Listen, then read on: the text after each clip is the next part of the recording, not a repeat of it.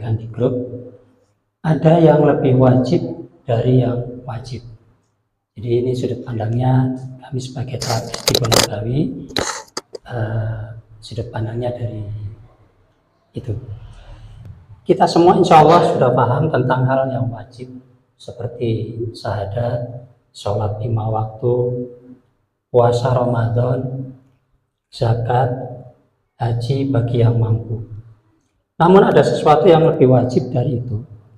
Kalau ini tidak dijaga, maka sholat tidak diterima, sholat jadi sia-sia, zakat tidak bernilai, haji pun mabur, bukan mabur.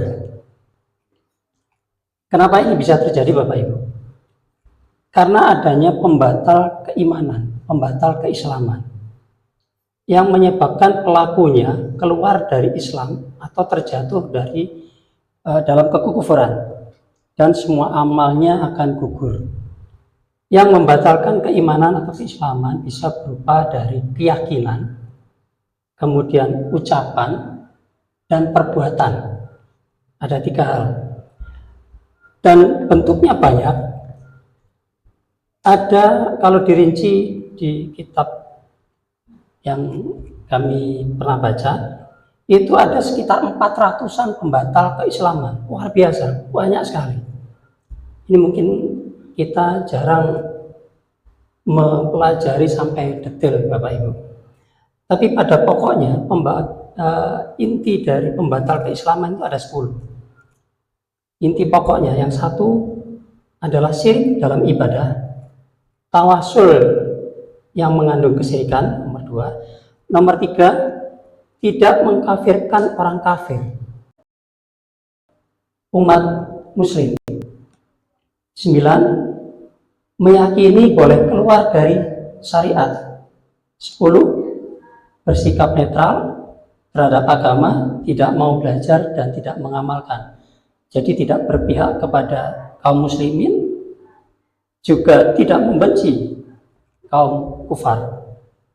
Ini wajib dipelajari, bukan untuk menghakimi orang lain, tetapi untuk menjaga diri sendiri, karena para ulama mengingatkan banyak kaum muslimin yang terjatuh tanpa sadar, tanpa paham. Contoh, ini di kalangan keluarga kami sendiri juga ada, yaitu umat banyak yang sudah meninggalkan hukum waris. Bisa dicek Bapak Ibu. Kami juga sempat belajar hukum waris dari Ustadz yang dari MUI di Jakarta, juga menyampaikan begitu. Bahkan keluarganya sendiri pun juga enggan untuk menerapkan hukum waris. Ini sudah terkena dengan berhukum nomor 4 tadi, berhukum dengan hukum selain hukum Allah. Na'udzubillah, summa na'udzubillah. Jadi semoga kita semua terhindar dari hal-hal yang membatalkan keislaman kita. Amin ya rabbal alamin. Bapak Ibu, kalau dalam agama ada larangan yang harus dijaga agar amal tidak hilang, maka dalam kesehatan juga ada hal yang sama. Dalam kesehatan, larangan lebih penting dari pengobatan. Saya sebagai terapis di Bonagawi melihat banyak pasien-pasien yang fokusnya kepada obat, pengobatan, terapi, metode terapinya, suplemen, tetapi melupakan hal yang lebih penting, yaitu larangan kesehatan. Padahal prinsip besarnya adalah menghindari kerusakan lebih didulukan daripada mengambil manfaat. Ini ada salah satu kisah nyata. Sebenarnya kisah nyata ini sebenarnya banyak sekali, mungkin ratusan, mungkin ribuan, yang viral mungkin sedikit. Ini salah satu kisah nyata yang saya ambil dari bapak saya sendiri. Pada tahun 2015 beliau, mulai saya kecil itu intens menjaga kesehatan, lari, olahraga, bahkan saya sejak kecil itu sudah dimasukkan klub. Pada tahun 2015 beliau intens olahraga, tetapi di samping itu juga rutin waktu itu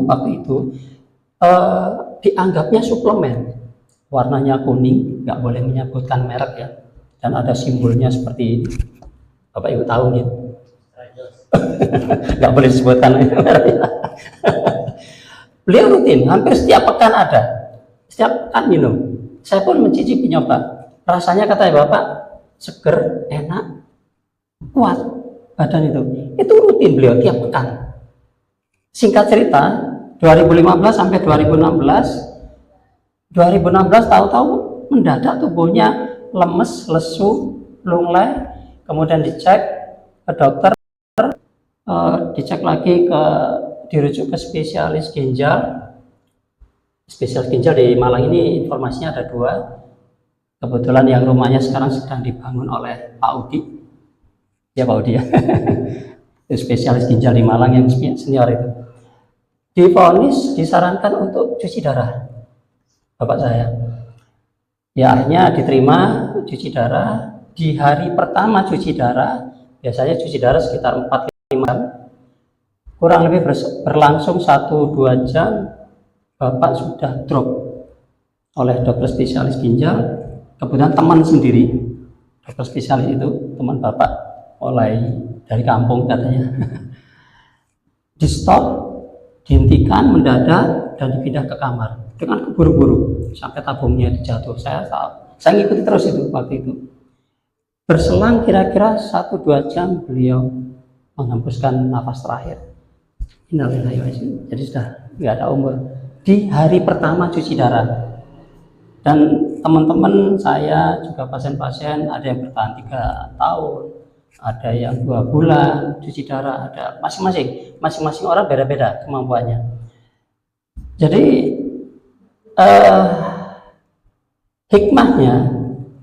hikmahnya dari kisah nyata, dan kisah nyata banyak lagi yang lain-lainnya. Sekarang sudah mulai merambah ke generasi muda, anak-anak muda. Menjaga kesehatan aja tidak cukup. Jadi menjaga aja tidak cukup kalau masih melanggar larangan-larangan kesehatan. Dampaknya fatal, sangat fatal. Organ hanya tahu-tahu mendadak sudah kolaps. Jadi stroke, serangan jantung, serangan ginjal itu mendadak, tapi sebenarnya terakumulasi. Nah, tentang larangan kesehatan ini sudah saya kumpulkan dari berbagai sumber. Kami kumpulkan saya masukkan di Telegram dengan bab judul larangan kesehatan. Jadi bab larangan ini memang saya prioritaskan, jadi saya bagi 3. Larangan Islam, jadi bab larangan Islam saya kumpulkan juga di Telegram ada, larangan kesehatan ada, dan sifatnya umum, larangan umum. Jadi Bapak Ibu yang menginginkan linknya bisa nanti japri atau di grup, nanti bisa saya share linknya. Mengenai pola makan, memang benar, pola makan, pola hidup, dan satu lagi tidak kakek pola. Dalam Al-Quran sendiri disampaikan di Al-Baqarah ayat 168, ya ayuhan nas kulu mimma fil ardi halalan thayyiban. Jadi syarat makanan minuman itu ada 2. Yang pertama halal. Kalau halal insya Allah mudah dikenali ya. Jadi makanan minuman kemasan yang halal itu sudah simbol-simbol halalnya sudah gampang lah dicari. Tapi yang kedua ini yang sulit. Syarat kedua ini thayyib, baik untuk tubuh. Ini yang saya tahu ya. Tidak tahu, saya belum update lagi. Ada nggak simbolnya thayyib di makanan kemasan, makanan minuman? Saya selama ini belum tahu, mungkin Bapak Ibu ada yang tahu.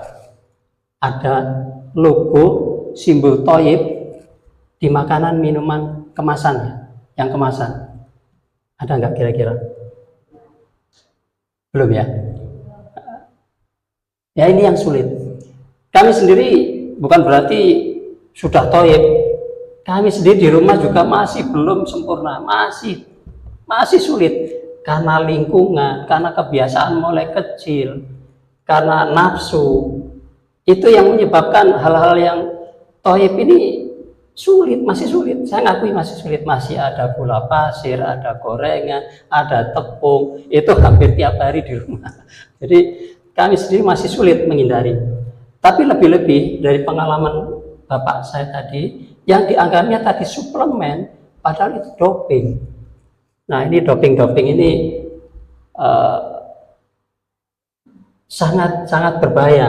Katanya ada yang bilang komentar ya, kalau sekali-sekali ya nggak apa-apa lah. Ya sekali-sekali nggak apa-apa. Tapi kalau hari ini sekali, besok sekali, lusa sekali, nah ini jadi rutin. Bukan sekali-sekali. Akhirnya terakumulasi. Tinggal kemampuan tubuh bapak saya setahun kuatnya bertahan. Ada yang teman saya SMA 3 tahun bertahan. Masing-masing orang beda-beda, tergantung fisiknya masing-masing. Ada yang tidak sampai tahunan karena saking rutinnya, nggak sampai tahun, hitungan bulan sudah kolaps. Kisah-kisah nyata ini ada saya kumpulkan juga di kisah nyata. Jadi kebanyakan generasi muda yang saya upload di kisah-kisah nyata itu.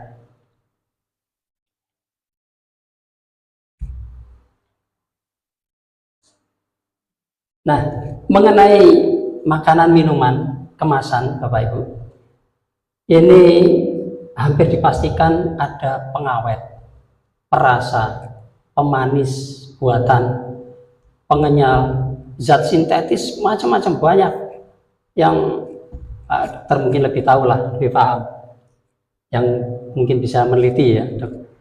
Nah, di dalam ilmu kesehatan, para pakar, oh enggak apa-apa, masih toleransi, iya, kalau dimakan sekali, diminum sekali, toleransi. Tapi kalau sekali, ini yang akan terakumulasi. Toleransinya ke organ, ke tubuh, terutama ginjal tadi. Jadi generasi muda ini sudah mulai banyak yang mulai cuci darah, autoimun, diabetes, bahkan tumor, kanker, dan seterusnya. Karena kualitas makanan minuman yang saat ini berbeda jauh dengan generasi orang tua kita. Generasi orang tua kita mungkin toko-toko minimarket, supermarket masih belum ada. Jadi masih mudah untuk mendapatkan yang real food. Real food pun saya mendapatkan masukan dari dokter siapa yang di Sidoarjo, itu sudah berbeda kualitasnya dengan real food zaman orang tua kita. Itu informasi yang saya peroleh ya. Bahkan ada makanan yang saya suka mulai kecil, itu dikatakan itu bukan makanan manusia. Kaget saya. Baru beberapa bulan ini saya dapatkan informasi itu, saya upload, saya masukkan ke Telegram ya. Itu bukan makanan manusia, termasuk ini wallahualam kebenarannya ya. Ini para ahli yang tahu, saya nggak tahu, cuma saya kumpulkan, termasuk minyak sayur. Bukan makanan manusia, ekstrim menyampaikan. Benar enggaknya saya kurang tahu itu. Ini para ahli yang tahu nanti. Itu realitas kenyataan saat ini yang saya sampaikan. Jadi masalahnya kadang-kadang bukan ilmu yang belum kita peroleh, tapi karena nafsu kita, karena kebiasaan mulai kecil, termasuk saya sendiri ya. Ini saya sudah mulai membatasi, mengurangi, karena lingkungan juga. Jadi kesimpulan besarnya Bapak Ibu, yang paling wajib adalah menjaga tauhid dengan menjauhi pembatal keislaman.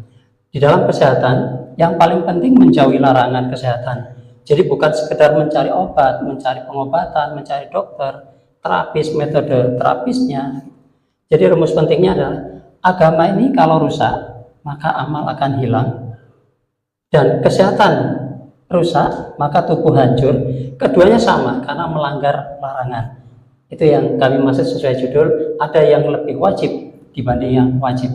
Sebagai penutup, kami mengajak kami sendiri dan semua, mari kita mulai jaga tauhid, mempelajari pembatal keislaman yang luar biasa sampai 400-an kurang lebih kalau dirinci, menjaga pola makan, hindari yang merusak walau enak. Kuatkan niat melawan lingkungan, karena yang merusak itu seringkali kita anggap biasa, yang berbahaya itu sering kita ulang setiap hari. Maka untuk itu mari kita berdoa, mari berdoa bersama. Ya Allah, jaga kami dari pembatal keislaman yang kami sadari maupun tidak. Jaga tubuh kami dari kebiasaan yang merusak. Berikan kami kekuatan untuk taat dan meninggalkan semua larangan-larangan ya Allah. Amin ya rabbal alamin. Bapak Ibu, apabila ada kebenaran maka datangnya dari Allah semata, dan apabila ada salah itu adalah dari kesalahan kami sendiri. Untuk itu mohon dimaafkan. Billahi taufiq wal hidayah. Wassalamualaikum warahmatullahi wabarakatuh.